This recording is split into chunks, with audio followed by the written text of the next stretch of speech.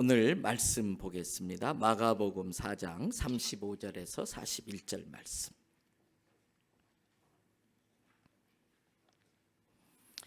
신약성경 59쪽 전후가 됩니다. 마가복음 4장 35절에서 41절, 저와 여러분들이 한 절씩 교독으로 말씀 보겠습니다.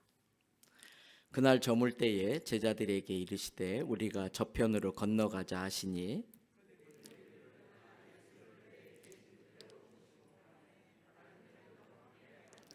큰 광풍이 일어나며 물결이 배에 부딪혀 들어와 배에 가득하게 되었더라.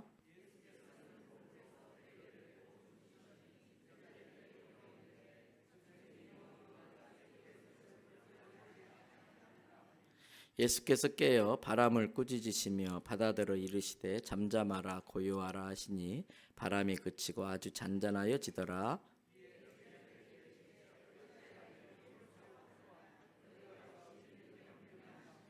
같이 읽습니다. 그들이 심히 두려워하여 서로 말하되 그가 누구이기에 바람과 바다도 순종하는가 하였더라. 아멘. 이 말씀 가지고 제자 초대받은 사람들이란 제목으로 말씀 전하실 때에 교회와 우리 성도 각자에게 주시는 주의 음성을 들으시기 바랍니다. 우리 목사님 귀한 말씀 감사하고 오늘 또 좋은 말씀 전해달라고 박수로 모시겠습니다.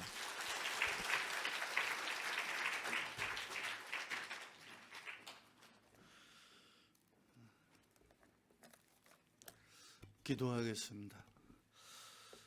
하나님 고맙습니다. 바쁜 일상 가운데서도 이 낮 시간 주의 말씀을 사모하여 주의 존전에 모였습니다. 예배드리며 하나님 앞에 간절한 기도의 제목을 담은 귀한 예물도 드립니다.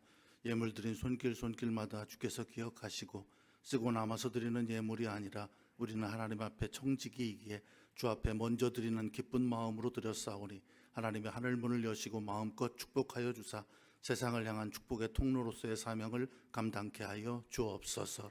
주를 위해 섬길 뿐만이 아니라 어려운 이웃들을 향해서 베풀며 나누며 살아가는 그리스도의 빛과 향기가 되게 하시고 그렇게 살아낼 수 있는 힘과 지혜와 능력을 주시고 무엇보다도 어떤 상황에도 흔들리지 않는 만세반석과 같은 굳건한 믿음의 복을 더하여 주옵소서. 하나님의 말씀 받을 때 깨닫게 하시고 믿게 하시고 순종하며 실천하여 열매 맺게 하실 줄 믿사옵고 예수 그리스도의 이름으로 기도드리옵나이다. 아멘.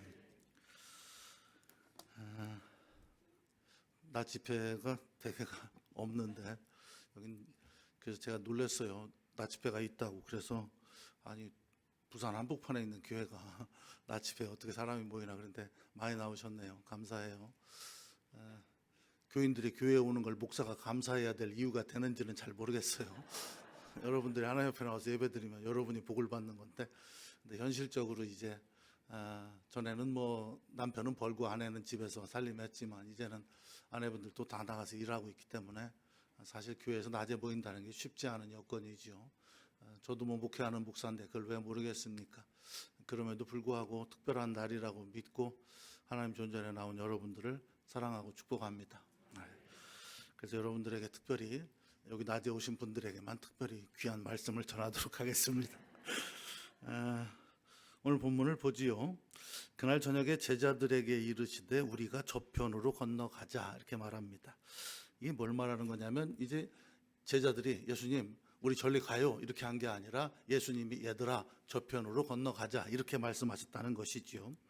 그러니까 예수님이 우리를 초대하셨다 그런 얘기입니다. 이게 이제 어디에서 어디로 가는 거냐면 이 뒤에 있는 게 시계라고 보면 이 가버나움이 12시 방향에 있어요. 그 가버나움에서 지금 3시 방향인 거라사 지방으로 가기 위해서 12시 방향에서 3시 방향으로 이제 배를 타고 제자들이 움직이게 되는 겁니다.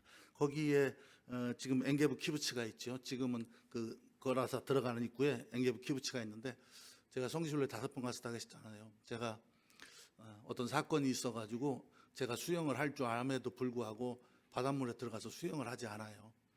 그런데 우리 교인들과 함께 그 엥게브 키부츠에 가서 숙소를 정했는데 저녁에 그 노을이 지는데 그 갈릴리 바다 바로 옆에 거기에 이제 그 키부츠에서 펜션에서 있는데 우리 교인들과 함께 들어가서 한 10몇 년 만에 처음으로 수영을 했던 것 같아요. 그때 그 그 아름다운 갈릴리 바닷가가 지금도 눈에 띄는데, 어쨌든 이제 그 12시 방향에서 가버나움에서 출발해서 거라사 지역으로 이렇게 들어가게 됩니다. 그런데 이 여행은 제자들이 요청한 게 아니라 예수님이 요청하신 겁니다. 예수님이 초대하신 것이죠.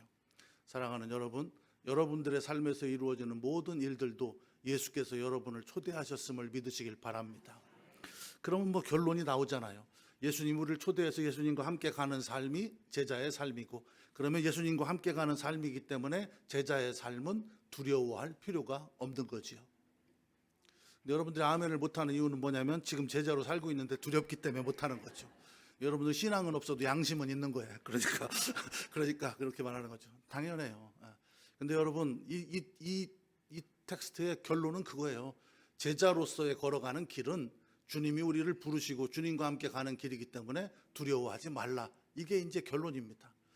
두려워하지 말고 갑시다. 두려워하지 말고 가려면 좀 뭘 알아야 되겠죠. 자, 그러면 여기서 참고적으로 이제 제가 부흥회를 너무 짧게 해갖고 여러분들이 놀라는 것 같은데 시간이 짧아서 오늘 저녁에는 단 한 번 조금 긴 설교를 해요. 생활에 대한 거라. 오늘 저녁에는 많이들 나오세요. 신앙생활에 대한 기본적인 것들에 대해서 제가 말씀드리겠습니다. 자, 여기서 이제 예수님이 그 가버나움을 떠나서 거라사로 간다고 했는데, 여러분들이 거라사 그러면 아는 사람이 하나 있죠? 누구죠? 거라사의 광인. 무덤에서 날뛰고 있던 광인. 거라사의 광인 몰라요? 제 성경책에 있어요. 하여튼. 근데 그 거라사의 광인 얘기에서 보게 되면 그 거라사 광인에게 들렸던 귀신 이름이 뭐예요? 그래, 여러분들이 말하는 게 맞아요. 겁먹지 말고 던지라니까. 군대 귀신 맞아요. 다 알고 계시잖아요. 그 군대 귀신을 내쫓았더니 그 군대 귀신이 어디로 들어가요? 돼지떼에 들어가고 돼지떼가 물에 빠져 죽지요? 그럼 여기서 질문 들어갑니다. 유대인들은 돼지고기를 먹습니까? 안 먹습니까? 돼지를 키웁니까? 안 키웁니까? 안 키워요. 그런데 어떻게 거기에 돼지떼가 있었을까? 그렇죠. 거기가 바로 데가폴리스 지역이었기 때문이죠. 데가폴리스라는 게 이제 10개의 헬라 도시잖아요. 그 거라사는 헬라 도시였기 때문에 헬라인들이 돼지고기를 그렇게 좋아했다고 그래요. 그래서 그들은 돼지고기를 좋아하기 때문에 거기엔 돼지가 있었던 거죠. 그러니까 제가 이 이야기를 들은 이유가 뭐냐면, 성경을 어중뛰게 알면 그렇게 말해요. 야, 유대인들 돼지고기 안 먹는다는데 거기 돼지떼가 어디 있어? 거짓말이지. 이렇게 말하잖아요. 그리고 또 저 당자 얘기에 돼지 그 쥐엄나무 열매 얘기 나오잖아요. 그러니까 당자가 돼지가 먹는 쥐엄나무 열매를 먹었다는 건 돼지 키우는 것 자체도 유대인으로서의 자존감을 잃었다는 얘기고, 돼지를 키우지도 않고 먹지도 않는데, 그리고 그나마 돼지가 먹는 열매를 나눠 먹었다는 건 인간 이하의 삶을 사는 데까지 떨어졌다는 게 이제 당자의 비유에 나오는 이야기지요. 어쨌든 이제 거기는 그래서 돼지가 있었던 것이고, 이제 그 지역으로 가는데 문제는 뭐냐면, 예수님이 제자들에게 거기로 가자 그랬더니 제자들이 어떻게 합니까? 36절을 보십시오. 그들이 무리를 떠나 예수를 배에 계신 그대로 모시고 가매 다른 배들도 함께 갔다. 예수님이 제자들을 초청했을 때 제자들은 어떻게 했습니까? 즉각적으로 순종했습니다. 이제 이게 중요하죠. 예수님이 가자 그랬더니 제자들이 즉각적으로 순종했다면, 예수님 찬찬히 가요, 밥 먹고 가요, 뭐 이런 거 없이 즉각적으로 순종해서 갔다라고 하는 것입니다. 그러면 우리가 생각할 때 예수님의 부르심에 대해서 즉각적으로 순종하면 결과는 뭘로 나타나야 돼요? 주의 말씀에 순종하면 우리가 뭐를 받죠? 복을 받잖아요. 그죠? 그러니까 예수님이 가자 그러니까 예 하고 따라갔으니까, 즉각적으로 순종했으니까 축복이 임했어야 되는데, 그들이 순종해서 배를 타고 간 결과는 뭐로 나타나요? 광풍으로 나타난단 말이에요. 여기서 이제 문제가 생기는 거예요. 여러분들은 그렇게 생각할 수 있어요. 내가 예배도 똑바로 안 드리다가 이제 저 이번에 은혜 받고 내가 이제 모든 공예배도 참석하고 뭐 이렇게 새벽기도도 나오고 이렇게 한다. 그러면 하나님이 내가 그동안 예배 안 나오다가 예배 나오니까 이뻐해가지고 막 사업도 빵빵 뚫리고 모든 게 잘 될 거다라고 생각하지만, 실제로 여러분들이 주의 말씀에 즉각적으로 순종해서 갔을 때 그 길의 시작이 축복으로 시작되는 경우가 별로 없다는 거죠. 결론적으로는 그게 축복이긴 하지만 우리가 현상적으로 느끼는 것은 대부분 시련과 연단이 먼저 옵니다. 그 유명한 아브라함이 본토 친척 아비집을 떠나서 가라 그래서 가나안 땅으로 들어갔더니 어떻게 돼요? 가나안 땅에 가뭄이 들었잖아요. 그래서 애굽으로 가잖아요.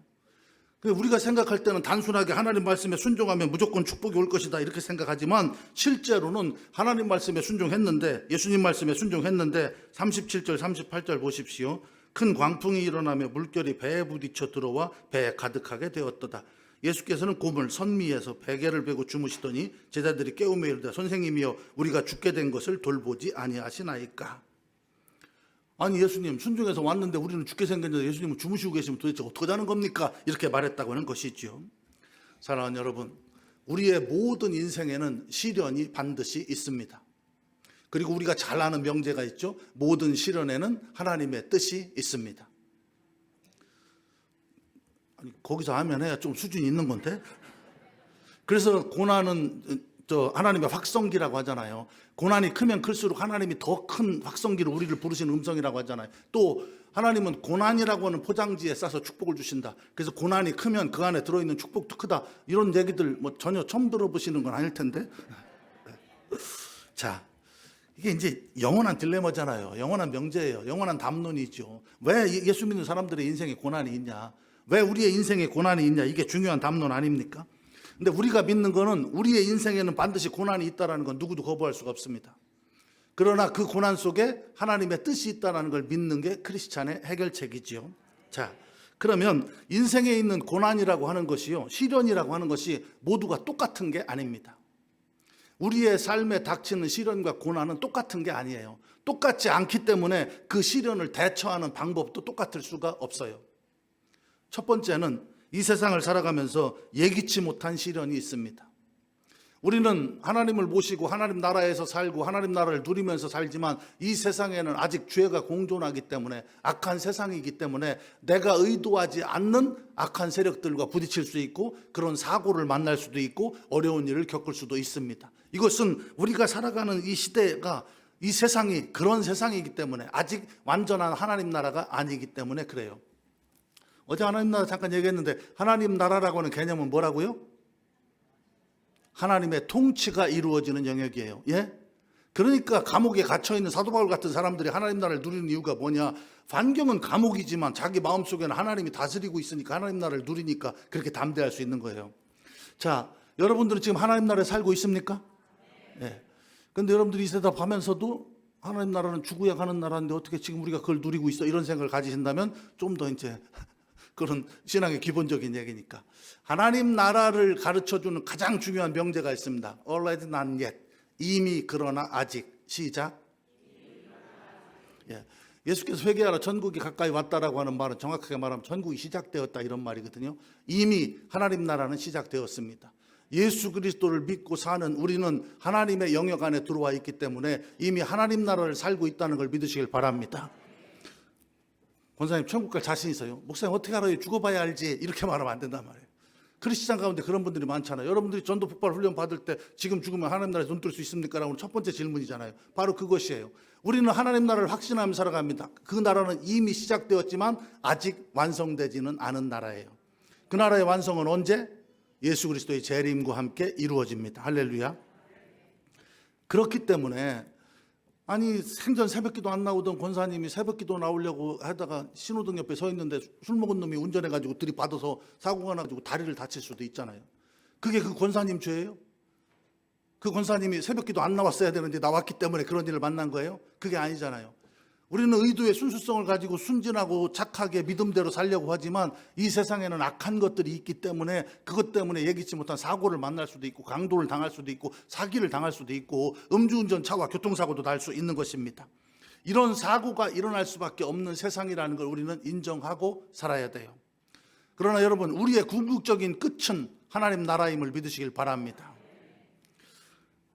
예수님의 제자들을 한번 생각해 보세요. 예수님의 제자들 중에 제일 불쌍한 사람이 누구예요?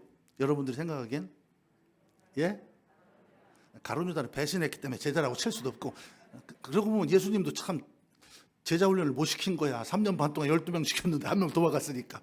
근데 솔직히 말하면 1명만 배신한 게 아니죠? 다 도망간 거죠? 겟세마네 동산에서 다 도망간 거잖아요. 어쨌든 예수님의 제자 11명 중에서 누가 제일 불쌍합니까? 베드로? 왜? 십자가에 거꾸로 매달려 죽어서?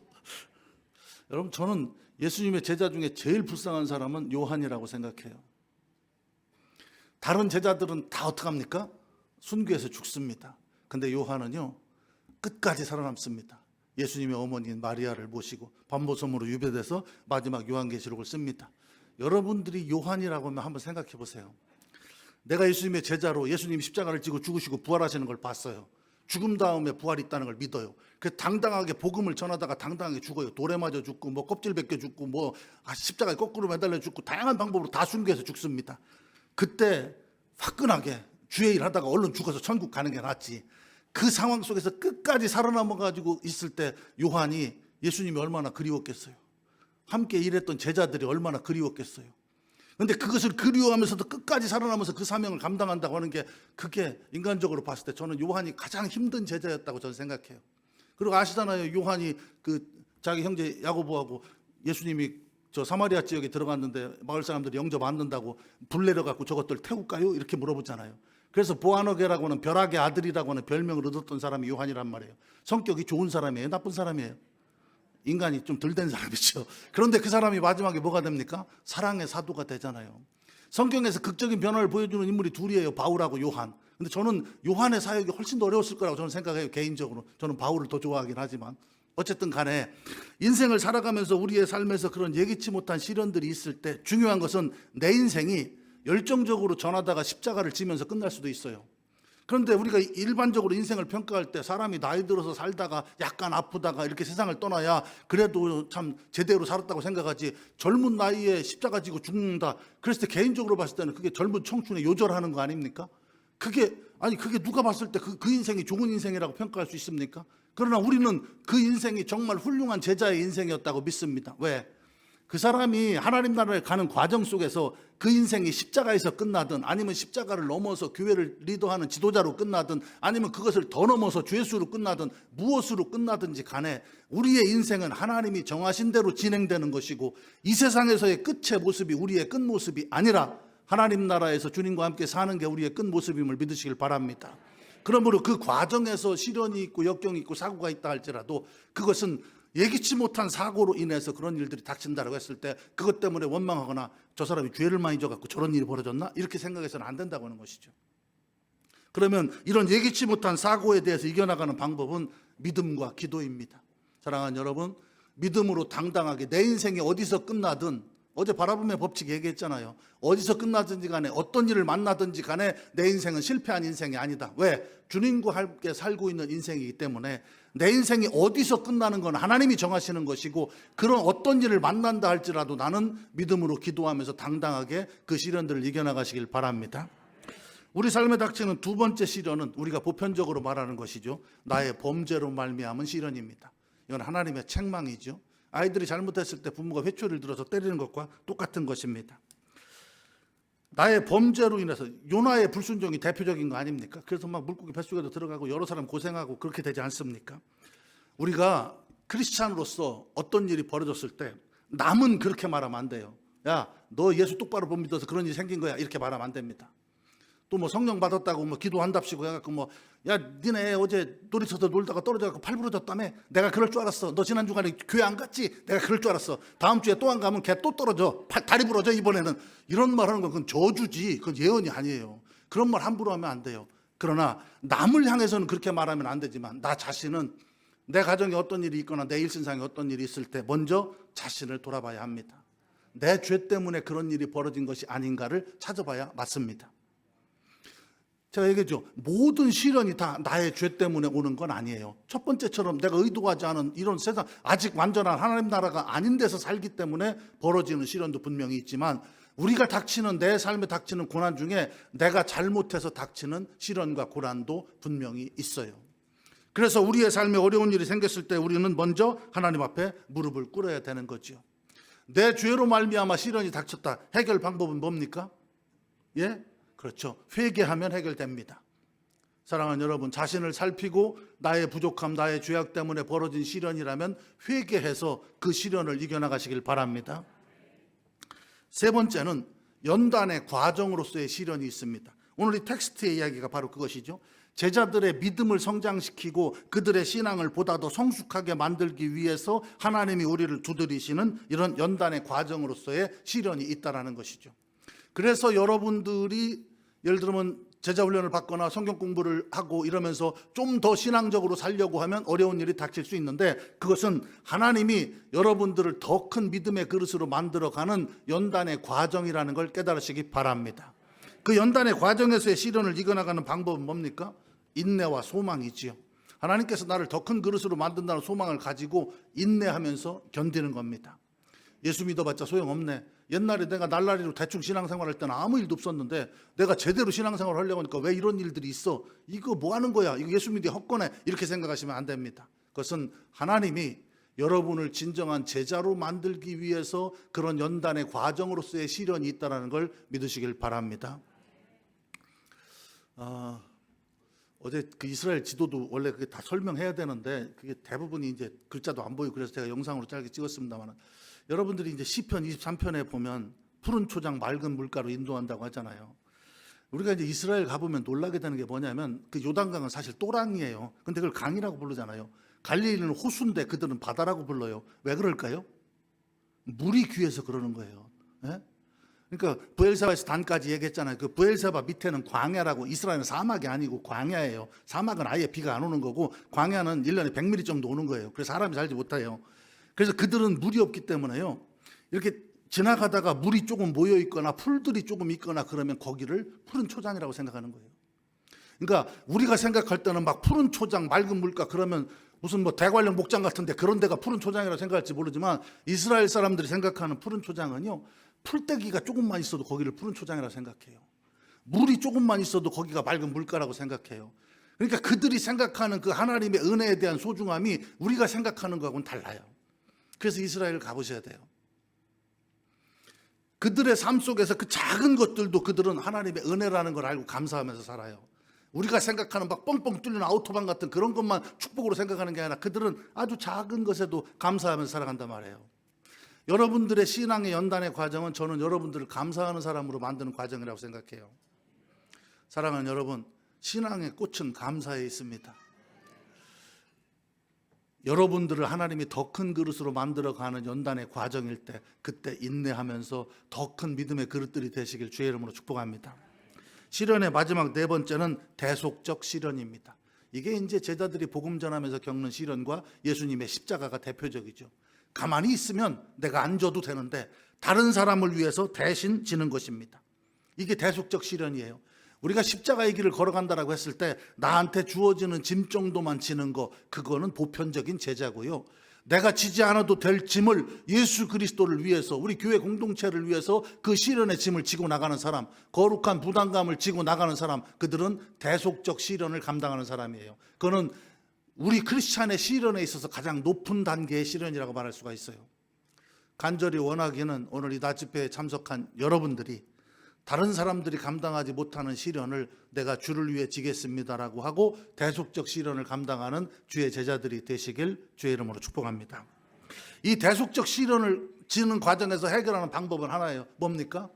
예수님과 십자가를 바라보면서 가는 겁니다. 사도 바울이 그랬던 것처럼 나는 아직 멀었다. 야, 내가 뭘 이뤘어? 아직 멀었어. 주님 앞에 서서 마지막 칭찬받는 그날까지, 착하고 중성되기나 칭찬받고 생명의 멸류관 받아 쓰는 그날까지 나는 다른 거 필요 없어. 오직 직진이야. 앞만 바라보고 가. 바로 그것입니다. 예수님의 십자가의 고난을 생각하면서 대속적 시련까지도 감당하는 여러분이 되시길 바랍니다. 그 어떤 종류의 시련이 닥쳐도 우리는 염려할 필요가 없습니다. 왜? 이게 제가 말은 빠른 반면에 논리적으로 설교를 하기 때문에 처음부터 잠깐 한눈 팔면 정신없어서 뭔 얘기인지 몰라요. 제가 맨 처음에 얘기했잖아요. 우리는 주님으로부터 초대받은 사람들이다. 예? 그러면 주님이 우리를 초대했기 때문에 우리의 인생은 주님과 함께 간다. 내 인생에서 어떤 시련이 닥쳐도 두려워할 이유가 없는 건 무엇 때문이에요? 그렇죠. 주님이 함께 가시기 때문이에요. 할렐루야.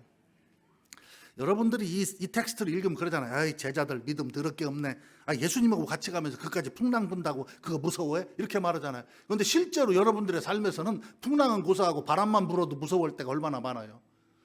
사랑하는 여러분, 우리의 인생에서 시련은 분명히 있지만 그 시련을 두려워하지 마십시오. 왜? 주님과 함께 가는 인생이기 때문에, 주님이 계시기 때문에. 그래서 여기서 이제 이 주님이 어떤 분인가를 보여주는 거예요. 바다에 잠잠하라. 그러니까 바다가 잠잠해지잖아요. 그게 뭘 말하는 겁니까? 천지 만물을 다스리는 창조주이신 전지전능하신 하나님이 바로 우리 주 예수 그리스도다라는 걸 우리에게 보여주고 있는 거죠. 그러므로 천지 만물을 다스리시는 그분이 우리와 함께 하는데 무서워한다? 그건 잘못된 거죠. 40절을 보십시오. 이에 제자들에게 이르시되, 읽어보세요.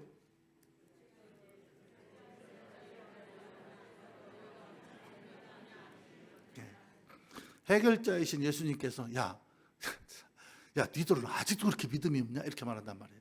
여기서 무서움이라고 하는 것을 믿음으로 연관시키고 있어요. 이건 뭘 말하는 거냐면 예수님의 말씀을 간단하게 말하면 이런 거예요. 야, 니들 나를 무시하는 거냐? 아니 내가 저 정도도 해결 못할 거라고 생각하고 지금 무서워하고 있는 거야? 그 얘기예요. 그러니까 우리가 신앙인의 삶을 살아가면서 세상 일들로 인해서 두려워하고 낙심하고 절망하는 건 내 믿음의 부족 문제가 아니라 나와 함께 하시는 예수님의 체면을 깎는 거예요. 예수님이 니들 나를 무시하는 거냐? 이렇게 말씀하시는 거예요.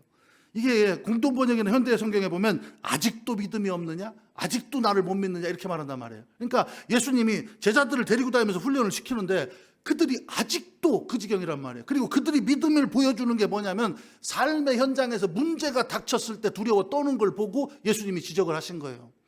그러니까 우리의 신앙생활에 있어서 낙심과 절망은 환경적인 여건들로 설명하면 100번 이해할 수 있죠. 우리가 서로가 대화를 나누다 보면 이런 일들로 상처받았어, 이런 일도 너무 힘들어요, 다 이해합니다. 그런데 중요한 건 뭐냐면 우리끼리 이해한다고 해서 그 문제가 해결되는 게 아니라는 거죠. 우리끼리 그래 이렇게 하는 거는 그거는 감정의 공감이고 그게 치료를 위해서 필요한 과정이긴 하지만 그러나 그게 근본적인 해결은 아니라는 것이죠. 그 문제를 해결할 수 있는 건 뭐냐? 야, 우리가 이걸 가지고 떠는 건 우리와 함께 하시는 예수님을 무시하는 거야. 예수님이 천지 만물을 지은 창조주라며, 예수님이 우리와 함께 가겠다고 약속하고 우리를 부르신 거라며, 그래서 예수와 함께 시작된 게 신앙생활이라며, 그러면 예수와 함께 걸어가는 그 길에 있으면서 왜 무서워해? 왜 두려워해? 그 무서워하고 두려워하는 게 그게 신앙생활이야? 여러분, 자, 여기서 보세요. 어찌하여 이렇게 무서워하느냐라고 했을 때 예수님이 그들의 두려움 자체를 책망하신 게 아니에요. 예수님은 우리를 아셔요. 인간은 두려워하고 무서워할 수 있다라는 걸 아셔요. 우리 모두가 다 무섭잖아요. 그죠? 밤중에 꽁하면 혼자 가려면 무섭죠? 안 무섭구나. 무섭잖아요.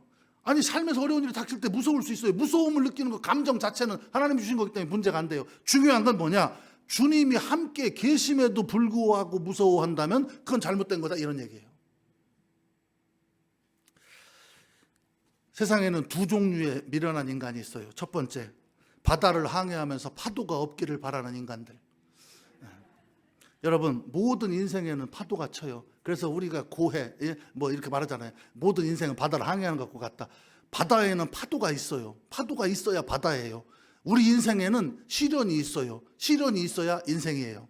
그러니까 인생을 살아가면서 시련이 하나도 없기를 바란다? 그건 잘못된 거예요. 주여, 나는 아무 일도 없게 해주셔서. 아무 일도 없는 곳은 딱 한 군데예요. 공동묘지. 거기 가면 아무 일도 없어요. 여러분들이 살아 숨쉬는 한 여러분들의 인생에는 매일같이 어떤 일이든지 일어나요. 두 번째로 미련한 사람은 어떤 사람이냐? 예수님과 함께 바다를 항해하면서 파도를 무서워하는 사람이에요. 자, 바다에는 파도가 칩니다. 우리 인생에는 시련이 있습니다. 그거 볼 때 무서울 수 있습니다. 그런데 지금은 달라요. 왜? 예수님이 함께 가시는데 그까지 파도가 뭐가 무서워요? 예수님이 함께 가는데 그 시련과 환난이 뭐가 무섭냐고요? 사랑하는 여러분, 임마누엘, 여호와 샬롬, 뭐 여호와 이레, 뭐 별걸 다 우리가 찬양하고 성경 구절 딸딸딸 외워도 소용없어요. 머리로 아는 것 갖고 되는 게 아니에요. 어제 제가 얘기했잖아요. 예수님이 누군가를 알고 그걸 내 입술로 고백하고 고백한 대로 살아야 제자라고요. 성경 말씀을 처음부터 쫄쫄쫄 외우고 뭐 성경을 목사보다 더 빨리 찾는 사람들도 있잖아요. 훌륭한 일이에요. 성경을 읽지 않고는 그런 일이 벌어지지 않기 때문에 성경을 읽는 거 잘한 거예요. 그런데 그거는 하나님 앞에 그걸 자랑하기 위해서 그렇게 하는 게 아니에요. 말씀에 대한 진정한 의미를 깨달으면서 신앙생활 하시길 바랍니다. 사랑하는 여러분, 여러분이 두려워하는 걸 이해해요. 예수님도 무서워하는 걸 이해해요. 그런데 내가 함께 있는데도 무서워한다면 그건 잘못된 거다, 이렇게 말씀하는 거예요. 자, 여기서 이제 하나님이 우리에게 베푸신 은혜, 그걸 우리가 G를 대문자로 써서 그레이스, 은총이라고 합니다. 맞죠? 어메이징 그레이스 하잖아요. 나 같은 죄인 살리신 은총, 은혜라고 해요. 그러면 하나님이 우리에게 베푸신 은혜라고 한다면 그 하나님이 나에게 베푸신 은혜를 생각하면서 우리도 하나님 앞에 응답을 해야 되잖아요. 하나님이 나에게 베푸신 사랑을 은혜라고 한다면 인간이 하나님을 향해서 보여드리는 그 신앙을 뭐라고 하냐면 그걸 바로 경외라고 하는 거예요. 그게 바로 하나님 앞에서의 두려움입니다. 여러분 잘 보세요. 41절을 보세요. 그들이 심히 두려워하여 서로 말하되 그가 누구이기에 바람과 바다도 순종하는가 하였더라. 앞에서의 두려움은 풍랑이 있는 바다를 보면서 두려워했던 것이고, 지금 여기서의 두려움은 뭐냐면 바다를 잠잠케 하시는 창조주이신 예수 그리스도의 능력을 보고 놀라서 두려워하는 거예요. 이게 바로 경외감이에요. 이 경외감이 인간이 하나님 앞에 표현하는 신앙의 본질이 바로 이거예요. 여호와를 경외하라. 두렵고 떨리는 마음으로 하나님을 섬기라. 그러면 그 경외함이라는 게 여러분들이 이렇게 이해할 수도 있어요. 경외함이라는 게 무서워하는 건데, 그럼 하나님 앞에 나가면 여차하면 두드려 맞을까봐, 이게 조금만 잘못하면 벌 받을까봐, 이게 뭐 잘못 만졌다가 죽을까봐 이렇게 그런 마음으로 나가라는 건가? 여러분, 그 장가게나 뭐 그랜드 캐년이나 이런 데 가서 보면 여러분들 어떻게 해요? 와 이러잖아요. 그죠? 와 대단하다. 그게 경외감이에요. 내 힘과 내 말로 표현할 수 없는, 내가 만들어낼 수 없는 그런 놀라운 어떤 것들로 인해서 인간이 그것을 충격 겸 감탄 겸 그런 마음으로 표현하는 게 그게 경외감이에요. 그러니까 성경이 우리에게 가르쳐주고 있는 두려움이 있어요. 그 두려움은 뭐냐? 파도를 보고 두려워하는 게 아니라 하나님의 위대하신 능력 앞에 두려워해라. 그걸 여호와를 경외하라고 하는 그 경외감이라고 하는 거예요. 사랑하는 여러분, 일생을 신앙생활하면서 하나님 앞에 경외하는 마음으로 신앙생활 하시길 바랍니다. 그게 바로 코람데오 하나님 앞에서라고 하는 거예요. 저는 가보지는 않았지만 그 영국에 가면 아이들 방에다가 그 한쪽 눈을 그려놨다고 하잖아요. 그게 하나님의 눈동자를 말하는 것이에요. 하나님 앞에서 신앙생활 한다라고 하는 것이죠. 여러분, 하나님 앞에서 신앙생활 한다는 게 무섭습니까? 평안합니까? 예? 제가 물어보는 건 아무거나 대답해서 다 맞아요. 걱정하지 마세요. 자, 아이가 아침에 유치원에 갑니다. 그러면 평상시에 데려다 주다가 아침에 이제 조금 크면 문 열고 나가면 아파트 문 앞에서 집 문 앞에서 잘 가 그러고 애가 갑니다. 그러면 애가 아파트를 내려가서 그 아파트 횡단보도를 건너가다가 뒤를 돌아봅니다. 그럼 어떻게 하고 있어요, 엄마가? 베란다 창문을 열고 애를 바라보고 있습니다. 그렇죠? 아, 여기는 그냥 가면 끝이군요. 대부분의 엄마들이 걔를 바라봅니다. 그러면 아이가 그 엄마의 얼굴을 바라보고 차를 탑니다. 그러면 이 아이는 차 타고 유치원에 가서 하루 종일 살면서도 엄마가 나를 바라보고 있다는 걸 믿어요. 그게 하나님이 우리를 바라본다고 하는 의미예요. 평안합니까? 무섭습니까? 평안하지요.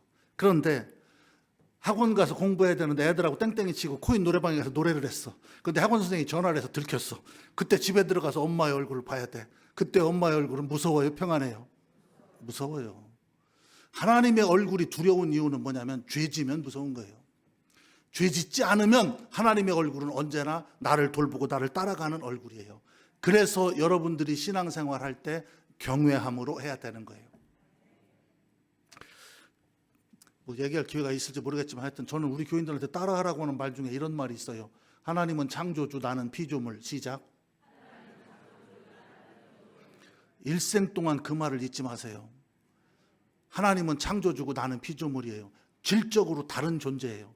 하나님은 우리를 만드신 분이고 우리는 하나님의 손에 의해서 지음받은 존재들이에요. 따라서 인생을 살면서 하나님하고 맞먹으려고 하거나 하나님한테 덤비거나 하나님한테 불평, 불만하면 안 돼요. 그게 이 경외감이라고 하는 말의 의미예요. 신앙생활 자체를 여러분들은 경외함으로 하시길 바랍니다. 왜 그러냐면 여러분, 신앙생활하면서의 가장 본질적인 문제는 뭐냐면 교만함이에요. 신앙생활을 열심히 하지 않는 사람은 별로 교만하지 않아요. 신앙생활을 열심히 하면서 들어가는 마음이 교만함이에요. 야, 우리 교회에서 나만큼 기도하는 사람 있어? 야, 우리 교회에서 나만큼 헌금하는 사람 있어? 우리 교회에서 나만큼 노래 잘하는 사람 있어? 우리 교회에서 나만큼 전도 잘하는 사람 있어? 이런 거지요. 그게 뭐냐면 사람이 순식간에 손을 넘어가는 거예요. 사랑하는 여러분, 우리가 할 수 있는 모든 것들은 다 하나님이 우리에게 주신 달란트와 은사를 통해서 하나님이 우리를 지으시고 우리를 사용한다는 걸 믿고, 나를 다른 사람보다 더 넓게 사용한다고 하면 더 많이 감사하면서 기쁨으로 신앙생활 하시길 바랍니다. 교회를 그리스도의 몸된 교회라고 말하잖아요. 얼굴은 예수 그리스도, 예수 그리스도가 우리의 얼굴이에요. 여러분 사람을 알아볼 때 얼굴 보고 알아봅니까? 몸뚱이 보고 알아봅니까? 얼굴 보고 알아봐요. 제가 군대에서 제대할 때까지 68kg를 넘어본 적이 없어요. 별로 안 믿는 눈치인데 그래요. 제가 특기는 공부고 취미는 싸움이었거든요. 그래서 굉장히 몸이 좋아졌어요. 근데 하여튼 살쪄본 적이 없어요. 근데 군대 갔다 와가지고 신학하면서 안 믿을지 모르지만 한 달에 30kg가 쪘어요. 제가 군대에서 이제 강원도에서 고생하기도 했고 또 그리고 이제 여러분들이 좋아했던 거 그런 거 다 끊으니까 그냥 순식간에 살이 붙더라고요.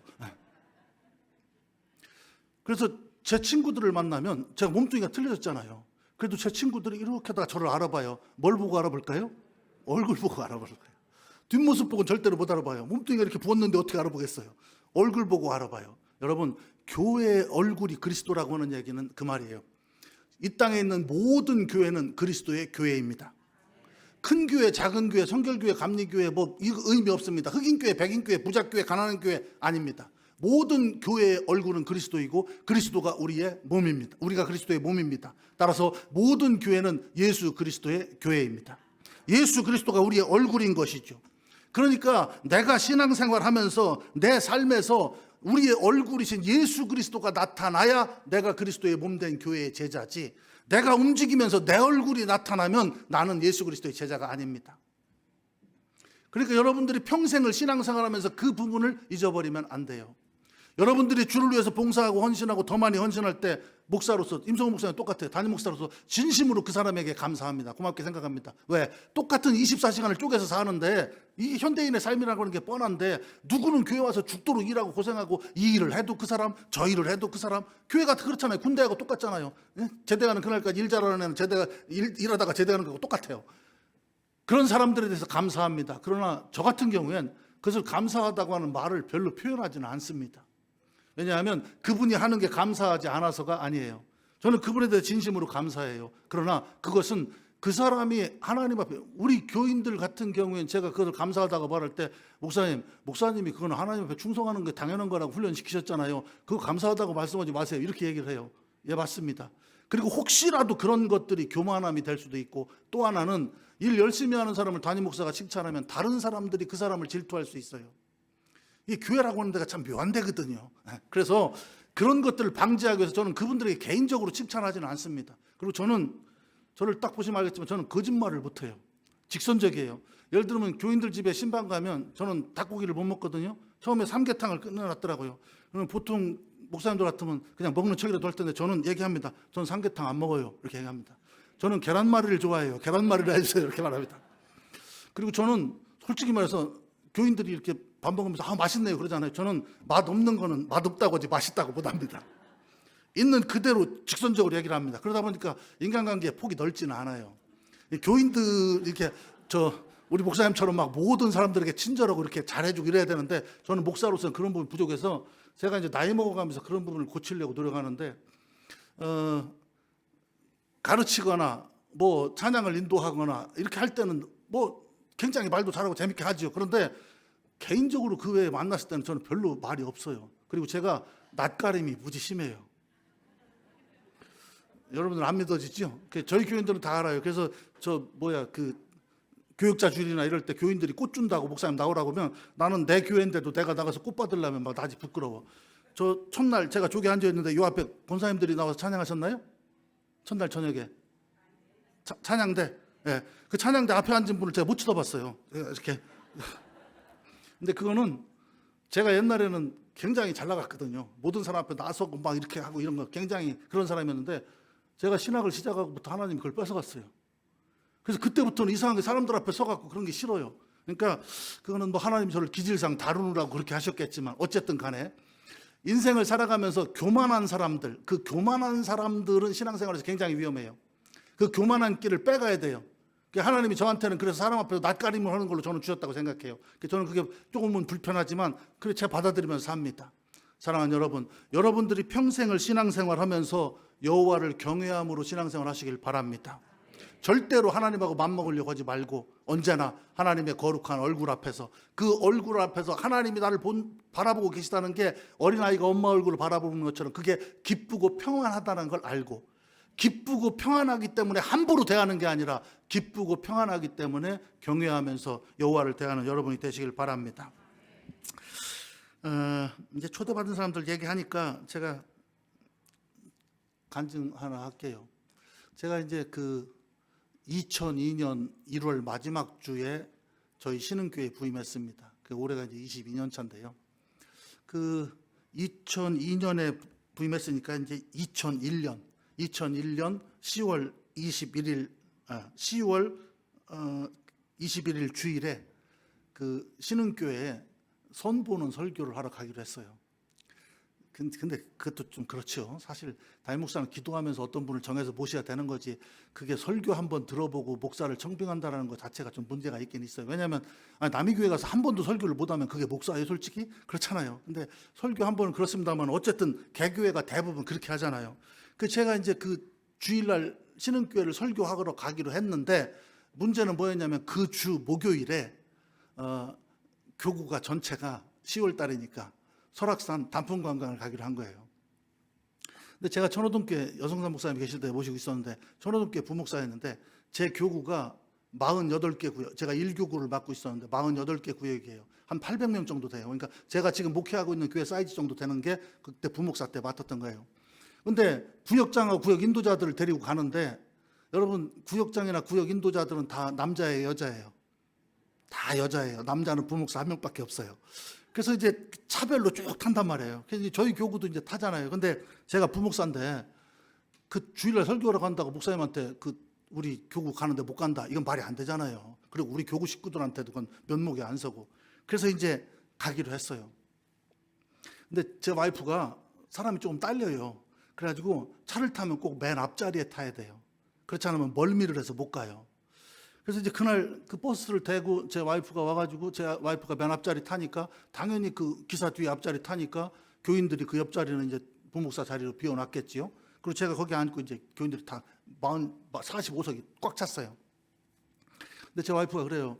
아무래도 당신 그 주일날 설교로 가는데 이게 놀러 간다는 건 좀 그런 것 같다. 자기가 기도하고 있겠다 그러더라고요. 그래서 제가 목사님한테 신흥교회에서 연락 올 일이 있어갖고 제 와이프는 집에 있도록 하겠습니다. 그랬더니 목사님이 그러라고 하더라고요. 그래서 이제 타고 갔어요. 가서 이제 갔다가 단풍 보고 돌아오는데, 그게 이제 그 인제에서 홍천으로 넘어오는 구룡령이라고 하는 고갯길이 있어요. 거기를 넘어오는데 이제 우리 권사님들이 사모가 없으니까, 저는 멀미라고 하는 건 몰라요. 거꾸로 매달아 놔도 피멀미는 할지 몰라도 차멀미는 몰라요.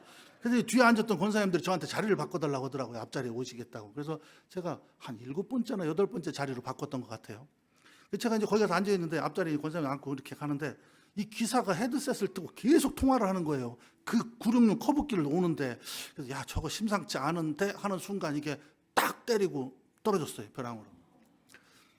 72도 경사로 떨어지는데, 그 영화 같은 거 보면 그게 참 떨어지는 게 순식간인데, 그게 진짜 시간이 길더라고요. 야, 이게 조금 있으면 꽝 할 텐데, 그 떨어지는 그 시간. 여러분, 그때 그 떨어지는 그 시간에 차 안에 있는 모든 사람들이 똑같이 외친 말이 있어요. 뭘까요? 그래요. 내 아파트 이런 거 없어요. 내 적금 통장 이런 거 없어요. 오직 주예요. 그리고 뒤에 있는 여자분들은 그때는 안전벨트를 멜 때도 아니라 뒤에서 막 떨어지기 시작하는데, 72도 경사로 떨어지는데, 와, 진짜 제가 이 앞시트를 얼마나 세게 잡았는데 앞시트가 뽑히고 이 손에 피멍이 들었어요, 이게. 근데 다행히도 얼굴이나 이렇게 겉으로 드러나는 데는 멀쩡했어요. 속으로는 다 피멍 들고 했지만. 그리고 저하고 자리를 바꿨던 권사님도 앞자리에 앉은 분 중에서는 가장 조금 다쳤어요. 감사하죠. 또 저하고 자리 바꿨는데 많이 다쳤으면 어떡할 뻔했어요. 근데 하여튼 그래요. 아니, 세상에 주일날 설교를 가야 되는데 목요일날 차가 그렇게 됐어요. 난리가 난 거죠. 그리고 이게 차가 떨어지는데 그 커브 끝에 우리 여목사님하고 안목사님이 탄 차가 있었어요. 얘가 이렇게 떨어져 갖고 땅 때리는 순간 뒤집어지면서 그 차로 올라타게 생긴 그런 상황인데, 그 맨 마지막에 굵은 나무가 있어가지고 그 나무가 우리 차를 받아가지고 이렇게 해서 딱 걸치게 해놨어요. 제가 그 나무를 정이품송으로 명령해줬어요. 그 나무 아니었으면 그날 진짜 사람 무지하게 죽었어요. 근데 그 전날도 거기서 구룡쪽에 사고가 나서 사람이 2명인가 죽었다고 하더라고요. 어쨌든 그리고 나서 왔는데 차 안에 탄 모든 여자분들이 다 다쳤어요. 그러면 우리 교구의 구역장 인도자가 다치면 누가 신방 가야 돼? 교구 목사가 가야죠.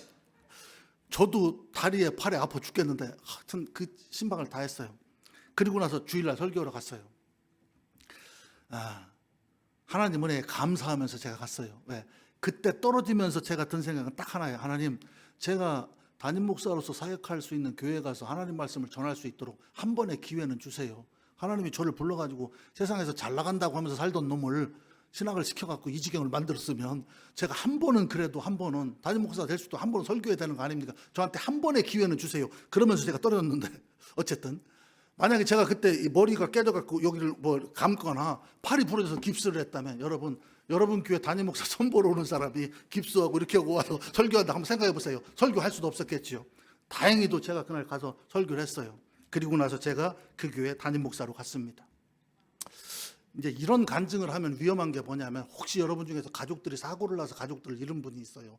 그런 분들은 아니 그럼 당신은 살았는데 왜 우리 가족은 왜 죽었어? 그 얘기를 하려고 하는 게 아니에요. 여러분, 목사의 말은 오해하지 말고 들으셔야 돼요.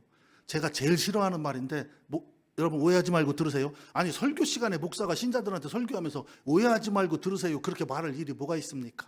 근데 현실적으로는 그게 존재해요. 아니 설교 끝나고 저 앞에 서 있으면 어떤 분은 막 레이저를 쏘면서 나가. 왜? 목사가 오늘 설교로 나를 깠어. 나 들으라고 설교하더라. 아니 임석웅 목사님이 여기서 설교하면 누구 들으라고 설교해요? 대연교회 성도들, 바로 여러분 들으라고 설교하는 거예요. 제가 지금 여기서 설교하면 누구한테 설교해요? 여러분 들으라고 설교하는 거예요. 그러면 설교가 당연히 나 들으라고 한 얘기여야 맞지, 아니 남 들으라고 한 얘기여야 맞아요? 여러분들이 설교를 들으면서 그 얘기가 나를 지적하는 얘기를 들리면 여러분들은 아하, 하나님께서 우리 목사님을 통해서 나를 바꾸시려고 하시는구나 깨닫고, 그날은 넥타이라도 하나 사갖고 목사님 식사 대접해야 돼요. 왜? 그 많은 성도 중에서 하나님이 나를 겨냥해서 그 말씀을 주셨다면 감사해야 되는 거죠. 근데 신자들은 거꾸로 해요. 오늘 오랜만에 교회 갔더니 목사가 나를 까고 말이야, 무슨 목사가 도끼질하는 사람도 아닌데 막 팼다고 그러고 그러잖아요. 그 말이 안 되는 게, 제가 여기서 설교할 때 이쪽을 쳐다보고는 막 인상 쓰고 설교하고 이쪽은 막 웃으면서 설교했다면 이쪽에 계신 분들은 은혜 받았다고 하고 이쪽에 분들은 승질 났다고 해도 말이 맞겠죠. 그러나 목사는 그렇게 하지 않잖아요. 모두를 향해 설교하는데 왜 어떤 사람은 은혜를 받는데 어떤 사람은 상처를 받았다고 말합니까? 사랑하는 여러분, 목사는 내 애인도 아니고 내 신랑도 아니에요. 하나님의 말씀을 전하는 축복의 통로예요. 그래서 여러분들은 목사님을 존경하고 목사님을 사랑해야 되는 거지, 목사가 내 스타일이려 내 입맛에 맞아서 목사를 사랑하는 게 절대로 아니에요. 여러분들이 평생을 살면서 주의 종이 전하는 하나님 말씀에 상처받았다는 말은 하지 마십시오. 왜냐하면 여러분들은 목사가 설교하면서 내가 설교하니까 니들 다 잘 들어, 이 말 안 들으면 지옥 가잉, 이렇게 설교하지 않습니다. 목사는 설교하면서 내가 설교하지만 나도 청중의 한 사람으로 생각하면서 설교해요. 나도 이 말씀을 듣고 순종해야 될 사람이라고 생각하고 설교하지, 나는 괜찮고 니들은 다 듣고 쭉쭉 엎드려야 돼? 이렇게 설교하지 않아요. 그렇게 설교하는 인간이 있으면 그 사람은 목사 아니에요. 그리고 목사가 강단에서 설교한다는 거 여러분 잘 생각해 봐요. 여러분들이 헌신 예배 때 같은데 여기 와서 사회 보잖아요. 그러면 사회 보다가 틀리는 분 있어요, 없어요? 있잖아요. 잠깐 몇 마디 하는 거 써 있는 거 보는데도 틀리잖아요. 목사는 맨날 여기 서서 하는데 안 떨리겠어요? 떨려요, 목사도. 그리고 목사는 하나님의 말씀을 들고 서기 때문에 여러분들보다도 영적인 부담감이 훨씬 더 커요. 그렇기 때문에 여러분들은 목사를 위해서 기도해야 되고, 목사가 선포하는 하나님의 말씀에 순종해야 하는 겁니다. 제가 거기서 떨어지고 그리고 나 설교하고 났더니 나중에 제가 이제 담임 목사 청구를 받았잖아요. 그때 뭐 6명인가 몇 명 설교했대요, 하여튼. 근데 제가 맨 마지막으로 했는데, 근데 그때 이제 나중에 갔더니 우리 권사님이 그러더라고요. 목사님, 나는 처음부터 목사님이 좋았어요. 그래서 제가 저 조폭같이 생긴 목사가 왔으면 좋겠다고 했어요. 참, 그 권사님도 참 입이 세련되지 못했어. 아니, 나를 대놓고 나보고 조폭같이 생긴 목사라고 하면 어떻게, 내가, 우리 엄마는 나를 얼마나 귀엽다고 하는데. 네? 사랑하는 여러분, 인생의 결정적인 순간들 속에서도요, 하나님은 언제나 하나님의 뜻을 세우고 우리와 동행하시고 우리를 인도하십니다. 믿으시기 바랍니다. 마지막으로 한 가지만 얘기 더 할게요. 제가, 여러분들도 이제 이게 남자는 손자를 낳아야 진짜 남자야.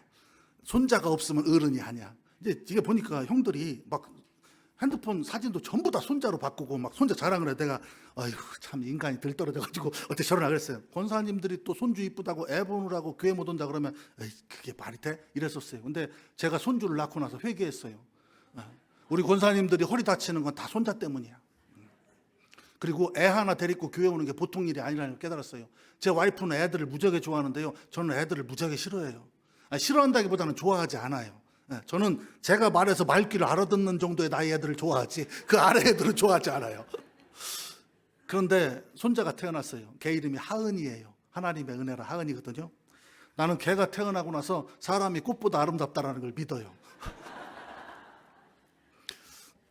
오늘 제가 하은이한테 지금은 이제 컸는데 지금 사춘기라 이제 저하고 굉장히 대립관계에 있는데 하은이한테 그래. 하은이가 저한테 물어요. 할아버지 싸움 잘해? 할아버지 싸움 잘해. 할아버지는 누구하고 싸워도 다 이겨? 나 누구하고 싸워도 다 이겨. 그랬더니 하은이가 그래요. 할아버지 그런데 할아버지 이기는 사람 하나 내가 안다? 그러는 거예요. 그 누구야? 그랬더니 나 이러는 거예요. 하은이 그러는 거예요. 얼마나 이뻐요. 나는 지금이라도 걔가 내 심장 빼서 걔를 살려야 된다 그러면 난 지금이라도 내 심장 빼줄 수 있어요. 진짜로 그렇게 사랑해요. 나는 내 모든 것보다도 걔를 사랑해요. 그런데 그래서 제가 물어봤어요. 하은아, 그러면 네가 할아버지를 이기는 이유가 뭐야? 물었어요. 이게 중요해요. 걔가 뭐라고 했을까요? 그렇지. 할아버지가 나를 사랑하니까. 나 그 말 듣고 울었어요. 걔가 말한 게 감동스러워서 울었다기보다는 거기서 하나님의 사랑이 생각나서 울었어요. 여러분, 하나님이 우리에게 져주실 때가 많아요. 하나님이 하나님대로 우리를 다뤘으면 우리 중에 살아있을 놈 하나도 없어요. 벌써 다 죽었어요. 다 지옥 갔을 거예요. 여러분, 하나님은 우리를 사랑하시기 때문에 때로 우리한테 져주셔요. 그걸 알아야 돼. 그게 하나님의 사랑이에요. 그 말을 들으면서 야, 할아버지가 나를 사랑하기 때문에 져준다. 그 말을 들으면서 제가 그걸 깨달은 거예요. 야, 그래, 하나님의 사랑이 그런 거다. 사랑하는 여러분, 여러분들이 인생을 살면서 하나님하고 맞먹으면 안 되고 하나님을 경외해야 되고 진정한 두려움을 가지고 살아야 된다. 인생에서 세상적인 것은 다 두려워하지 말고 담대하게 살고 주님이 함께 하시니까. 그러나 하나님 앞에서는 두려워하는 마음으로 살아야 한다는 이유가 바로 거기에 있는 거예요. 무서워서 두려워하는 게 아니에요. 하나님이 나를 사랑하기 때문에 경외하는 거예요. 할렐루야. 손자가 있으신 분들은 제 얘기를 더 깊이 있게 이해하실 거예요. 사랑하는 여러분, 인간이 인간을 사랑해도 내가 충분히 이길 수 있음에도 불구하고 그 아이를 사랑하기 때문에 때로는 져주잖아요. 부모가 자녀에게 져주고 할아버지가 손주에게 져주고 손주가 한 대 툭 때리면 이러면서 넘어져주고 재밌으라고 하잖아요. 하나님이 우리에게 때로는 그렇게 다루셔요. 내가 힘들고 어려울 때는 하나님이 우리를 봐주셔요. 그런데 그걸 봐주신다고 해서 함부로 맘먹으면서 살아서는 안 되고 또 그 하나님이 내 인생에 없다고 생각해서 아무렇게나 살아도 안 되고 그 하나님이 없기 때문에 인생이 두렵다고 생각해도 안 돼요. 사랑하는 여러분, 다른 분은 모르겠고 오늘 여기 저 위쪽은 저희 교회는 중상층이 없어갖고 안 쳐다봐서 미안해요. 가끔 쳐다봐야 되는데 여기 계신 모든 분들은 하나님이 여러분들을 부르셨음을 믿으시기 바랍니다. 여러분들의 하나님이 주님이 여러분들의 인생에 함께 가셔요. 주님이 여러분들을 부르신 거예요. 그래서 오늘도 여기 같이 가자 그래서 여기 와 계신 거잖아요. 그렇다고 한다면 여러분들의 인생에서 어떤 일을 만나도 두려워하지 마십시오. 주님과 함께 이길 수 있습니다. 그리고 그런 힘과 능력을 주시는 주님이 나를 사랑하시고 나와 함께 하시기 때문에 여러분은 평생 주님을 경외하면서 주님을 사랑하시길 바랍니다.